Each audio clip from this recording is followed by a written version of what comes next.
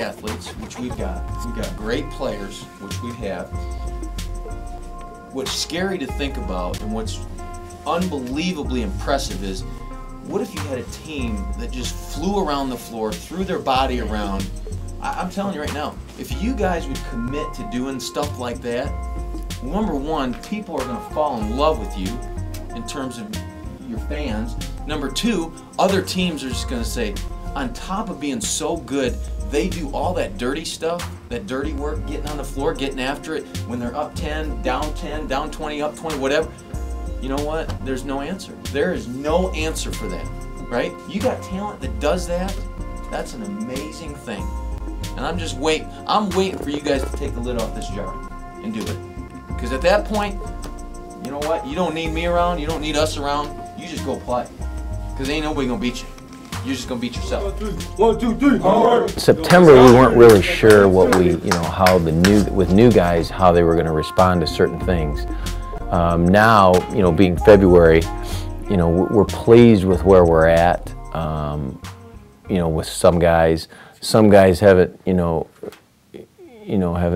necessarily come along like we maybe anticipated or expected, but they're working towards that.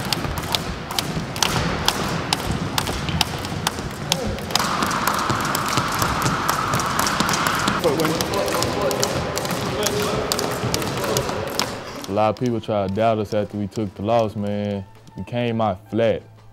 Real flat, man. I don't know what it was with the hotel, the owl up there, the gym. I don't know, man. We came out flat, so we go to the locker room, man. You know Coach Peck ain't happy with that. Don't think I don't see guys that roll their eyes, pout and open, so he's not passing me the ball. He's not I'm not going to play hard this possession. A lot of hooping and hollering, a lot of boys getting hurt. You want the ball? You want touches? Go get it on the offensive glass. Shock, like that was probably the only thing that was happening. Everybody was quiet. Just I was thinking about the game, thinking what we could have done and everything. He was more just like, we can't come out slow. He told us before the game we had to come out to a big start, and we didn't do that. So I mean, it was just quiet. I don't know if anyone said anything for the rest of the night. It wasn't a fun night. The Columbus game was, I put that on myself. That loss is on me. Not to build in any excuses, but nonetheless, we didn't practice the whole week prior to that game because it was exam week. And in that case, we sacrificed practice time so that guys could study and get their academics in order, which is obviously the priority for us, but nonetheless, it didn't put us in the best position, or I should say, I didn't put us in the best position, or our guys in the best position to succeed in that game versus Columbus. You know what? I don't think, honestly, the streak was mounting pressure. I honestly don't. At least from my standpoint, I didn't get that feel from our guys, and I didn't feel it. Credit to them. They came out, punched us in the mouth a little bit. I didn't look at the streak as something that was, something that we wanted to, something that we set out to be an accomplishment or a goal. It was a nice, and it was hats off to the teams in the past, or the team last year that had kind of set the stage for that. But that wasn't something, we always look at the next game, and to get the next game, and then who the opponent, the significance of the opponent, the significance of the outcome of our next game and what that does to us and how that puts us in a position to do what we did last year.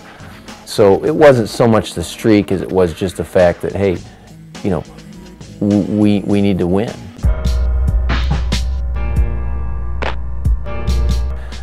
In the beginning of the year, I wanted to know, could we get back to the way we were defensively last year, like that group?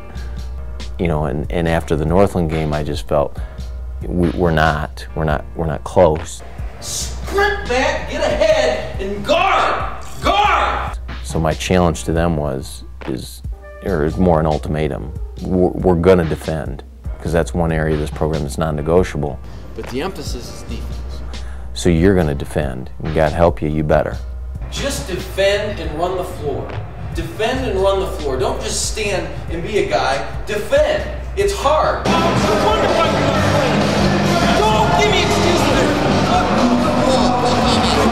We never want to lose a guy, so we were just as disappointed to have that happen, especially during the time of the season when we thought, hey, we got a chance to do something special again, and we like to keep the group intact. But nonetheless, it was a choice and a decision that he made. It was a surprise to me and a little bit confusing, to be honest, you know, especially, you know, where he fit in with this group. That was my good friend, man, my real good friend on the team, man. I mean, that was my boy, man, but nah, he didn't ring the bell, man. He just, I mean, it wasn't nothing that nobody was doing to him. He wasn't suspended or nothing, man. He just felt he wanted to take his game another direction. You know, he just felt he wanted to part ways, you know, mutual split. Nobody was doing nothing to him. He ain't quitting, nothing like he couldn't take nothing, because he got through the hard part. Once you get through September, October, that's the hard part. The rest of the season now, you focusing on playing. So he got through the hard part, man. It just, you know, he just felt like he wanted to go elsewhere. Like I've always said before, it's not for everyone, and if he didn't want it, then it wasn't going to work if he was forced to be here or you know, was made to be here. We definitely don't want that. And they love what they've seen from this guy, Avery Bradley, especially here in the second half. Well, the Dunkaroos have watched Avery Bradley go 5 for 6 in the second half. He now has 16 points to go along with 4 assists, just 2 turnovers and 3 steals. He's been dominant the first 10 minutes of this second half. I've actually watched them on the road quite a bit when we've been in hotels. Their games have been televised a lot. You know, it's great to hear from them, for one. We love that those guys keep in contact, but also to watch them is just, you know, I don't say this out of arrogance or to be boastful, but I'm not surprised at the success they've had. And then, you know, Wednesday we leave, right? We got to practice in Columbus that evening, okay, just more or less to get shots and get used to the gym and stuff. And then Thursday we play Columbus Northland. Now, Ohio, just 5 on 8. It's going to be 5 on 8. I mean, we know that going. It's going to be. You're in their state. You're in their right in their backyard.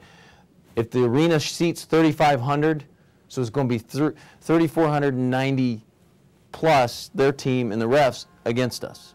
So you're going into the pit, okay? You're going into a pit. So just give you a heads up on that. Tomorrow you're off. Be smart. Okay, get your exam stuff, stay solid in that. Monday we'll figure out what practice is. Trust me, we're not going to be long, okay? We just want to get you in and moving a little bit, okay? Good job. Good job. Good work, guys.